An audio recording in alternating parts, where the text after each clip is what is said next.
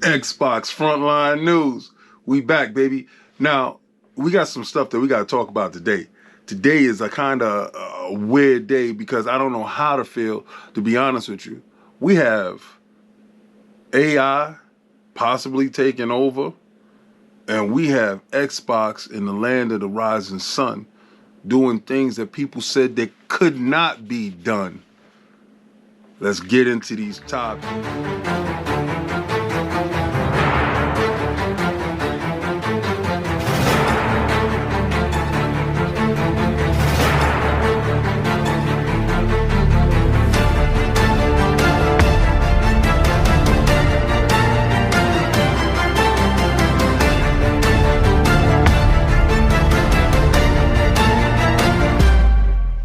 And let's get to this first topic. Now, the first topic is a little weird one because I don't really know how to feel about this.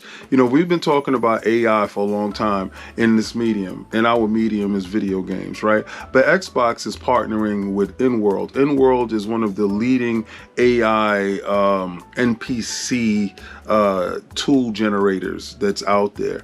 And the company, what this tool would allow you to do is create storylines, narrative, dialogue trees, and things of that nature. Is an extra tool set that can be used in writing stories, and the AI has the ability to have awareness, recall, and it operates in a space of different knowing, learning, and I bring this to you guys because I'm like, I really don't know how to feel because we have a ton of layoffs, right?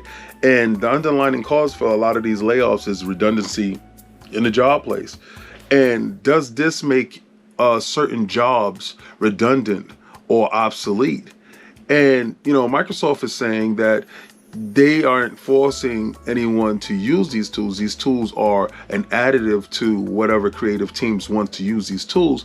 But my question is, when does these tools become to the point that they take away from the actual individuals working? Now, what's that game, The Finals?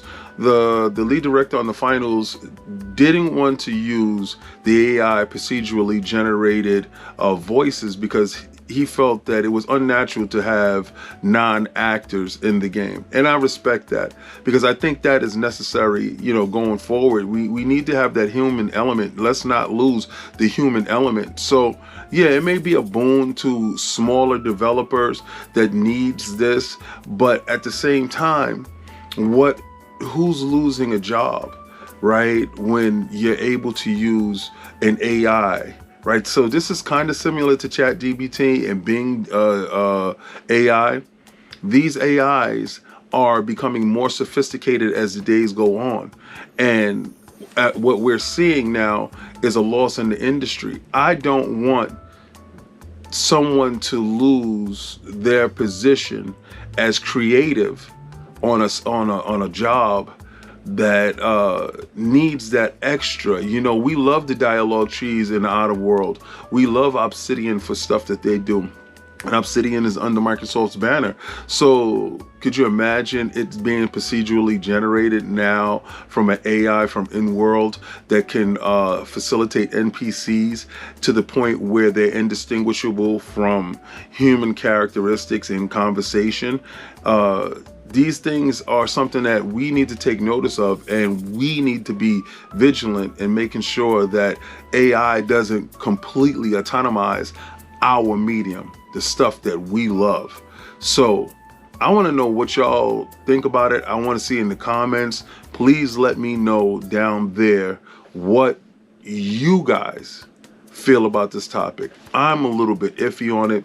I'm standoffish because I understand ultimate control in human hands leads to ultimate demise. So we need to make sure that there's stuff in place, safeguards, if you will, to make sure that AI doesn't take away from the human element. You know, I just seen the movie The Creator. So, you know, stuff like this is there. They're putting it in our face. When does it become the part where, and I'm not yelling out Skynet dudes, I'm not doing that yet, But who's to say that stuff like that isn't possible? Sources for the first topic was Tom Warren from The Verge. He definitely put up the great information. He's the senior editor over there at The Verge.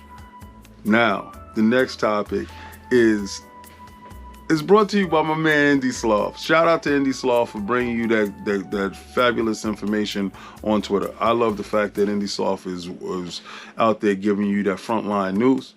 So shout out to you, Indy Sloth, for bringing this Frontlines news. But this article is brought to us by Fatsumi. Now, Fatsumi doesn't ever really cover Microsoft. So the fact that Phil Dominus Maximus Aurelius Spencer is outside in the land of the rising sun getting it done. So what we heard right now, that his PC users over the past 3 years has doubled over in Japan. But PC Game Pass Ultimate users has quadrupled in that time, and console sales has went up in the land of the rising sun. Not to mention Starfield had a big impact on the Japanese market. Now, Phil Dominus Maximus Spencer has said Square Enix and himself is working on some stuff, and they hope to bring a blockbuster title to you guys soon. This is so much good news that right now you can look forward to Xbox doing their thing over in Japan. And I know you guys say, yo, we in America, we don't care. I care. I care because I love the culture.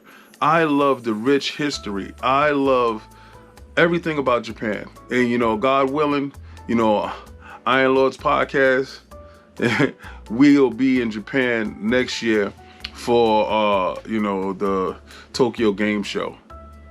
Man, this is what we've always talked about. We always talked about Microsoft making headway in Japan and not giving up, and we got the right people in charge pushing the fight forward. So this is Xbox Frontline News with King. See y'all soon with more information. Peace.